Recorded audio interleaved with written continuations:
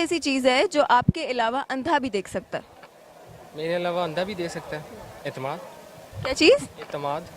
एतमाद तो चले, वो फीलिंग्स में आ जाती है ना, वैसे देखने में क्या चीज़ है? हम्म, कोई आइडिया नहीं है। सोचिए, थोड़ा सा दिमाग लगाएं। Any guesses? नहीं आइडिया। कोई आइडिया नहीं। अस्सलाम वालेकुम। वालेकुम अस्सलाम। क्या नाम है आपका? निम्रा। निम्रा, क्या करती हैं आप? मैं BS maths com first semester.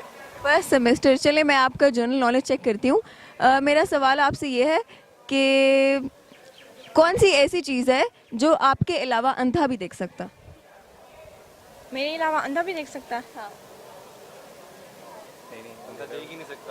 हाँ, अंधा देख ही नहीं सकता ऑब्वियसली। हाँ, पर एक ऐसी चीज़ है ना जो अंधा भी देख सकता है और आप भी देख सकते हो। कॉमन चीज़ है। चले, आप बता दें। क्या अंधा देख ही नहीं सकता? हाँ, लेकिन इसमें देखना है ज़रूर है। पर एक कॉमन चीज़ है जो अंधे भी देख सकता है और आप भी देख सकता है। आप बहुत समझदार हो, आपने सही जवाब दिया।